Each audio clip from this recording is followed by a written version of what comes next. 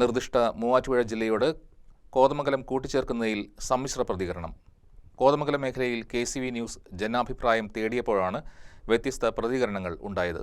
എറണാകുളം ജില്ലയുടെ ഭാഗമായി തുടരാൻ കൂടുതൽ പേരും താൽപ്പര്യം പ്രകടിപ്പിച്ചപ്പോൾ മൂവാറ്റുപുഴ ജില്ല അനിവാര്യമാണ് എന്ന് പറഞ്ഞവരും കുറവല്ല. മൂവാറ്റുപുഴ ജില്ല രൂപീകരിക്കുന്നതിന് ജില്ലാ പുനർനിർണയ കമ്മീഷനെ നിയമിക്കുമെന്ന് മുഖ്യമന്ത്രി VD സതീശൻ പ്രഖ്യാപിച്ചതോടെ ചർച്ചകൾ വീണ്ടും സജീവമായിരിക്കുകയാണ്. അപ്പോൾ മൂവാറ്റുപുഴ ജില്ലയിൽ നിന്ന് എനിക്ക് ചെറിയ വിഷമം വന്നു. കാരണം എന്റെ ജില്ലയിൽ നിന്ന് മൂവാറ്റുപുഴ വേറിട്ട് പോകുന്നുണ്ട്. എന്നാലും ആ കാര്യം കൂടി ഗൗരവമായി പരിശോധിക്കുന്നുണ്ട്. ഒരു ഡീലിമിറ്റേഷൻ കമ്മീഷൻ ഈ ഗവൺമെന്റ് കൊണ്ടുവരും. ആ കാര്യത്തിൽ ഇതുകൂടി ഉറപ്പായിട്ട് പരിഗണിക്കും. യോജിപ്പുകളും വിയോജിപ്പുകളും ഉയരുന്നുണ്ട്.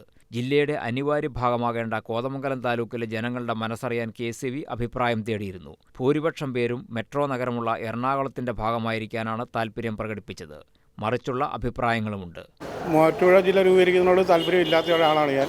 എറണാകുളം ജില്ലയായിട്ട് തന്നെ ബന്ധപ്പെട്ട് നിൽക്കാനാണ് താല്പര്യം. ഞങ്ങൾ മലയോര മേഖലകളിലെ ആൾക്കാർക്ക് അത് കോതമംഗലം എപ്പോഴും എറണാകുളത്തിനോട് ചേർന്ന് നിൽക്കുന്നതാണ് നല്ലതായിട്ട് തോന്നണേ. കാരണം ഇത്രയും വികസിച്ച ഒരു ജില്ല എറണാകുളം ജില്ലയാണ്.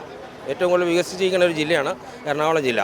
അപ്പോൾ അതിൽ കോതമംഗലം അതിനോട് ചേർന്ന് നിൽക്കുന്നതാണ് എന്തുകൊണ്ടും നല്ലത്. പുതിയ ജില്ല വന്നെന്നാണ് താല്പര്യം. നല്ല ഒരു അഭിപ്രായമാണ് പുതിയ ജില്ല വന്നെന്ന്. കേരളത്തിൽ തന്നെ ഒരു അംഗീകാരമുള്ള ഒരു ജില്ലയായിട്ടാണ് നിലവിൽ പോകുന്നത്. ആ എറണാകുളം ജില്ലയിൽ നിന്ന് നമുക്ക് ഒരു വ്യത്യസ്തമായിട്ട് മാറി മൂവാറ്റുപുഴ ജില്ല എന്ന് പറയുമ്പോൾ ഇനി ഒരു ജില്ല രൂപീകരണം എന്ന് പറയുന്നത് ആദ്യം തൊട്ട് സ്റ്റാർട്ടിംഗ് പോയിൻ്റ് തൊട്ട് സീറോയിൽ നിന്ന് തുടങ്ങി വരേണ്ട ഒരു കാര്യമാണ്. അത് നിലവിലുള്ള ജനങ്ങൾക്കൊരു പ്രതിസന്ധി വരുമോ എന്നുള്ള കാര്യങ്ങൾ കൂടി പഠിച്ചിട്ട് വേണം അതിലേക്ക് തുടർന്ന് പോകാൻ. എറണാകുളത്തിൻ്റെ ഭാഗമായിട്ടിരിക്കണം ഇഷ്ടം. എന്താ കാരണം? മെട്രോ സിറ്റിയുടെ ഭാഗമായിരിക്കാനാണോ? അതെ, അതുകൊണ്ട് താല്പര്യം. അനിവാര്യമാണ്. കാരണം വെച്ച് കഴിഞ്ഞാൽ നമ്മളെപ്പോലെ മലയോര മേഖലയിൽ നിന്ന് വരുന്ന ആൾക്കാർ ഇപ്പോൾ ഇടുക്കി ജില്ലയിലാണല്ലോ തൊഴിലൊക്കെ നിൽക്കുന്നത്.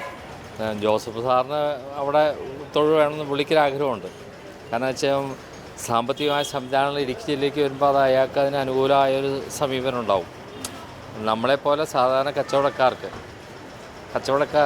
മേഖലകൾക്ക് ശരിക്കും മൂവാറ്റുപുഴ ജില്ല അനിവാര്യമാണ്. വേൾഡിൽ എവിടെ ചെന്നാലും നമുക്ക് എറണാകുളം, കൊച്ചി എന്ന് പറഞ്ഞാൽ നമുക്ക് എവിടെ ഒരു വിലയുള്ള സംഭവമാണ്.